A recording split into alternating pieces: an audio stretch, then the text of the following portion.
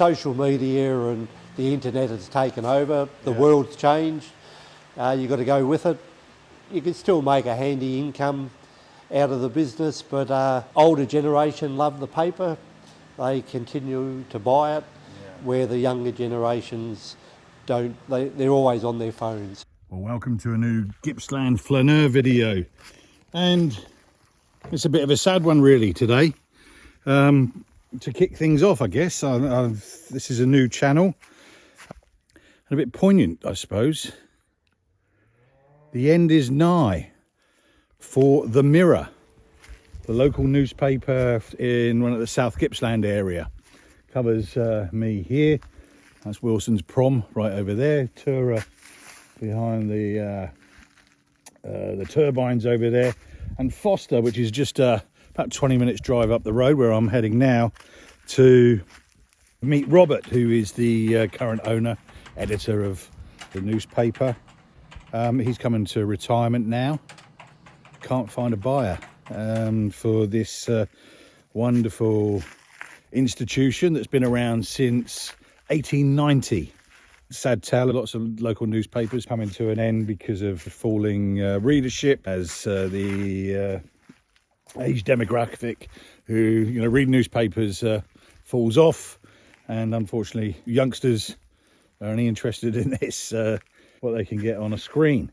I'm going to see Robert now and have a look around the premises and talk a bit about the paper itself. Okay, so Robert, this is one of the earlier Heidelberg Platen machine, which we used to do all our printing on at one stage back in the day. So would this have been the machine that you'd have used when you first started? 49 years ago when I started, we used this quite a bit, and it's still got used recently. Just for nostalgia, or no? Comes into service for emergencies, for printing receipt books and numbering, and also raffle tickets to number things like that. So that's awesome. Yeah, so no, we have been using it. It's still in good condition. Right. The paper's been around since 1890. This wouldn't have been the first one. No. That'd been amazing. What happened to that? Oh, the old presses are probably put on a dump, unfortunately, weren't they? Probably, and they would have gone long before I started. For sure. Yeah. Okay, so you want to show us? I can turn it on. I've got to turn on the power. Okay. Oh, what a wonderful sound. Here we go. The belts and everything.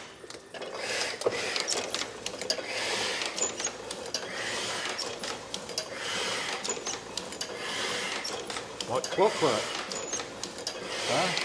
Now, I can show you the two numbering machines and the perforation strip, where the raffle tickets would have come up against them, numbered, and then come around the other side. Yeah. And what sort of service? I mean, would there have been the bloke that came down from Melbourne to service this? No, we virtually did it ourselves, unless something went wrong. A lot of moving parts, but they were made the good old-fashioned way and kept going. So German engineering, eh? Yes, yeah. It's just magnificent. Now, tell us the sad fact of the matter is, it's coming to an end. Coming to an end. What's happening here at the Mirror? Well, I've been here since I left school in 1974. I started work at the Mirror January 1975. Did a 4-year apprenticeship as a printer, linotype mechanic back in the day. And then I bought the business in 1989. Which I've run continuously since then. And then I've been trying to sell for a number of years, nearly a couple of times, but all fell through. And I've decided I'm going to shut the doors at the end of the financial year, which is 2 weeks away. Right, it's a crying shame. It's a sad fact of life at the moment. It's, local newspapers are going under left, right and centre, or shutting down. Shutting down. we're not shutting because of the financial side of things. It's just simply I've had enough, and I've had long-term staff Yeah. who are worn out as well, and Because it's an ongoing. I mean, this is a 7-day-a-week job for you. virtually it is. Like, it's never-ending, deadlines. I'm sick of deadlines, and Yeah. I just want to kick back a bit and enjoy a bit of downtime. Yeah, sure. But sad fact of the situation out there is obviously a declining readership. You know, people unfortunately taking their. Well, they are. The social media and the internet has taken over. The Yeah. world's changed. You've got to go with it. Yeah. You can still make a handy income out of the business. Older generation love the paper. They continue to buy it, where the younger generations don't. They're always on their phones. I've got all the old files dating back. The papers started back in 1890. Have you said we can go and have a look at something, can we? Or Well, is it? yeah, they're up the top. We could probably get up there.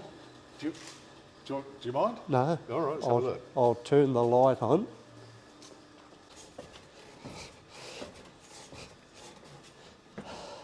Oh, what do you call these? These are the old files of all the years. We have most of them back to the early 1900s. Yeah. Since the late 80s, the files Found them, have been bounded, which are a lot better. yeah.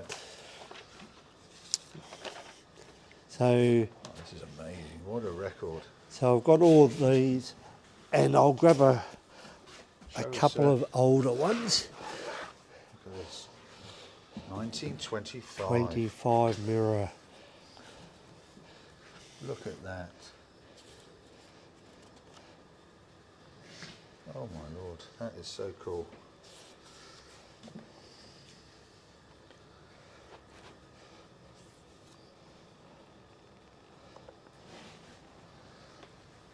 I tell you, I wonder what the array of businesses that have come and gone. We've got the Exchange Hotel here, which is still across the road. Yeah. What's on? Oh, here we go. The cuisine. Hands of the capable chef, which is a guarantee that excellent tables will be kept in the commercial room and general dining. Nothing, no specials told us. Right. Have you got 1939, the outbreak of war, or? Possibly. 25. Oldest. There might be the 30s here. Well, we've got a couple. 225. So these are all.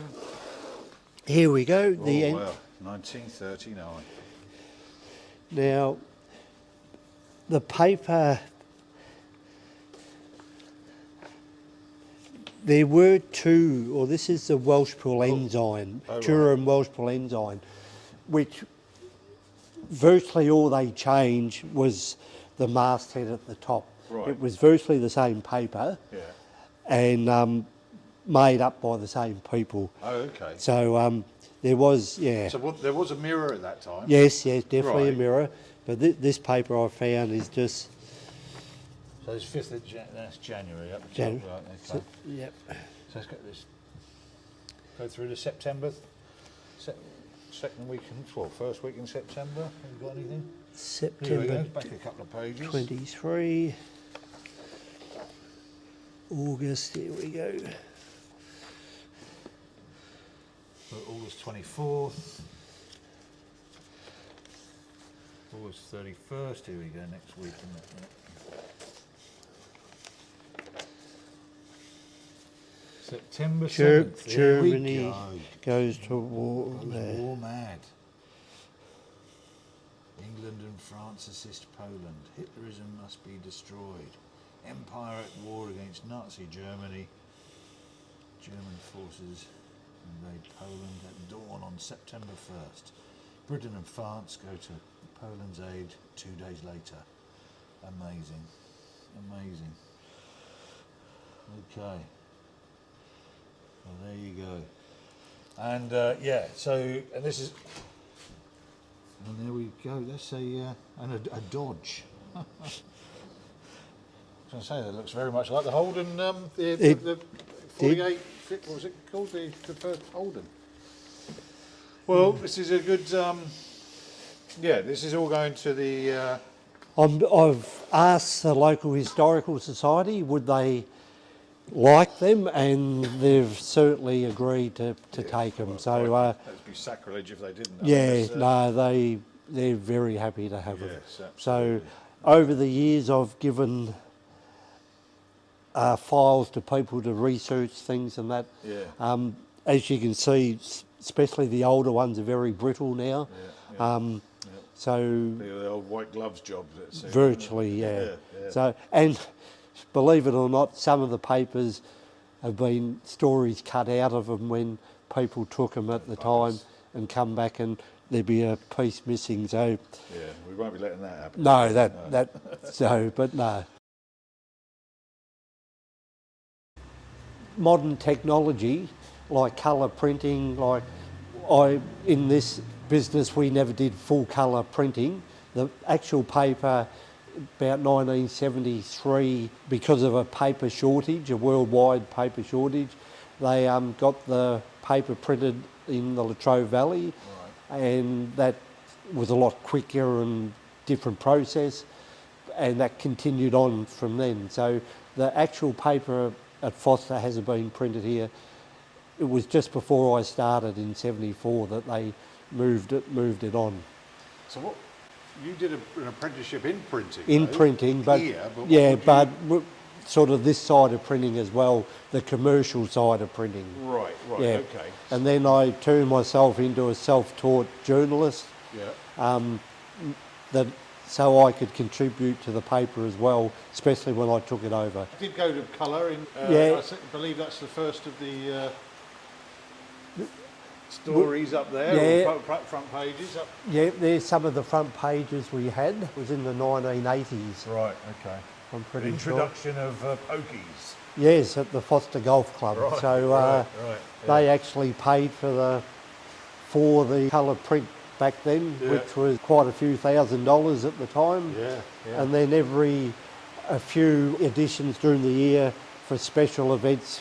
As it got cheaper, we would, the local historical or the horticultural societies and the Foster Show Society and that, their gala events, local sporting events, football grand finals, we'd put a colour photo on the front page. Right. We talked a couple of days ago, I'd said to you about a printing press closing down on Lygon Street up in Melbourne, and everybody diving in and wanting to buy the typesets. That's right, the cases of type.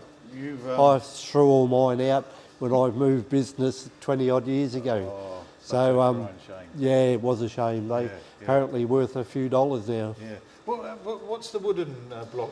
They're riglets and different things that you would make up jobs in these chases, and then they go onto the Heidelberg. So you would print. So, and these blocks and that, you just like. So these aren't there's no letters here. There's no letters here anymore. That's the type that it's gone in the bin number. Because in the old days it was letterpress printing, which you had from the handset types and all that, and also the machines that did the raised lettering, into types and liner types, which I used to operate those machines as well. So, and then when things went to the computer, we got our first computer in 1984, I think it was, and then things gradually swapped over. And for you, was that a joy coming in, or did you sense that you were going to, history was, things were moving on? Was that a good thing for you at that time? Or? It made things a lot cleaner and quicker, and I'd actually done typing at school. Right. So I could easily swap from the liner type into type onto a computer and a different keyboard when did something become nostalgic that you actually missed the typeset or whatever? I probably never missed it in the end. It was filthy. The old hands were only got clean when you had holidays at Christmas time every year. They were always filthy. And the ink. But yeah, times, you just got to move on with the times. Now, what's going to happen to these? I mean, obviously things moved on from that one. Yep. And then you've got these later.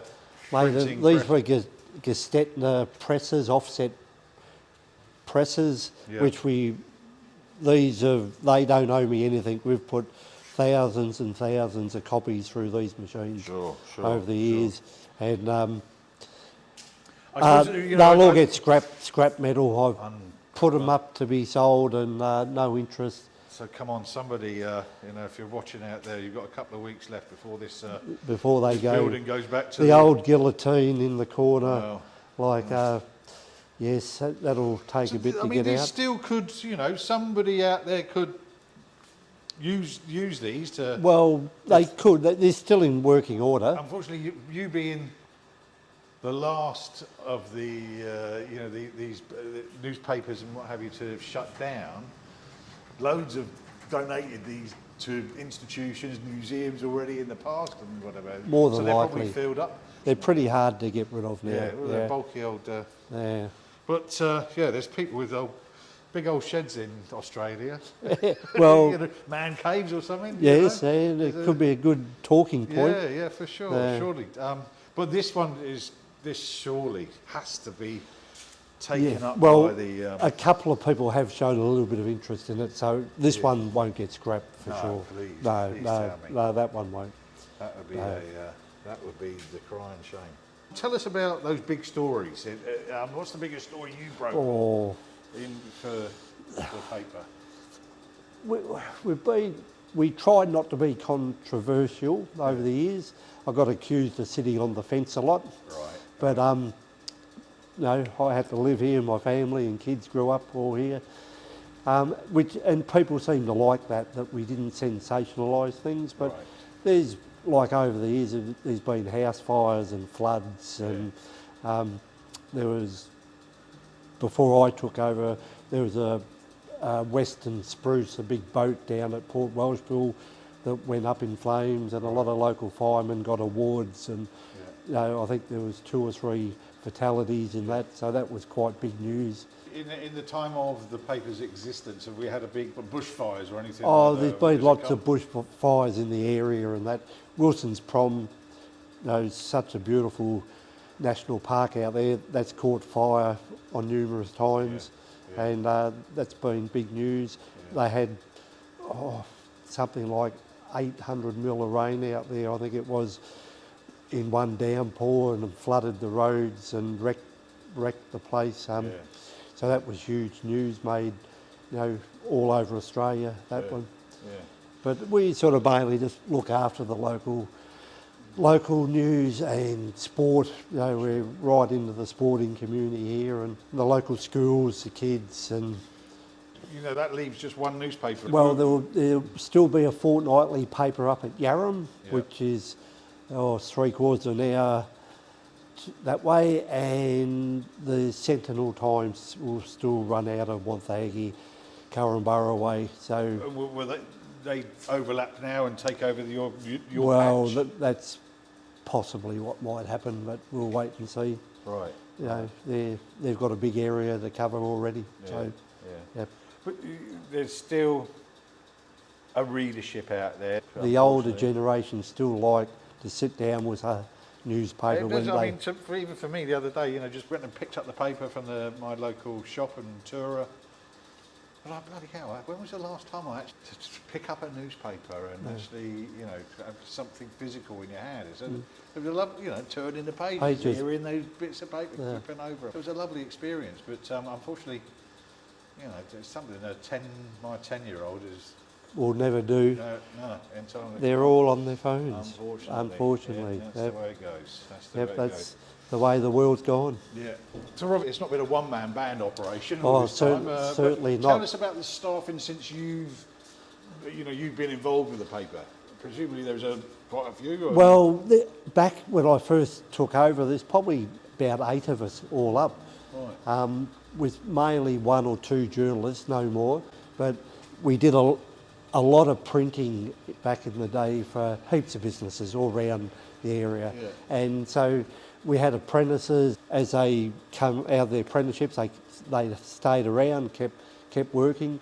But over the years, as it got tougher and tougher, and the offset printers and colour work come in, we didn't do as much printing. So over the years, staff have left. Okay, who's this lot? This was the staff back in 1989 when I took over. Right. Jeff Hesler, he's got a funny thing on there.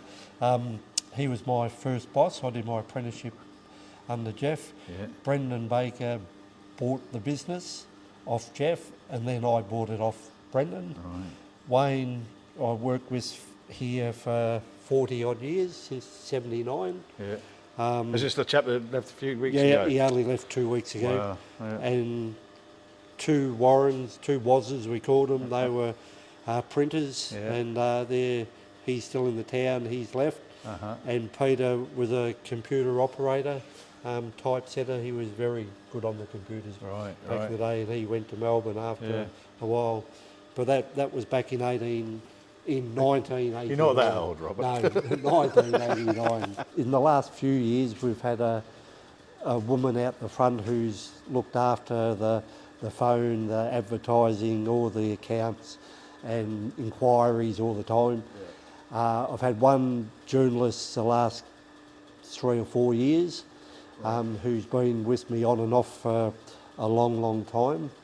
And my offsider who left 2 weeks ago, we'd worked together since 1979. So that was a sad day when he left too. So been a small band the last 10 years or so. During COVID, we were the only local newspaper who continued. We never missed an edition. Oh wow!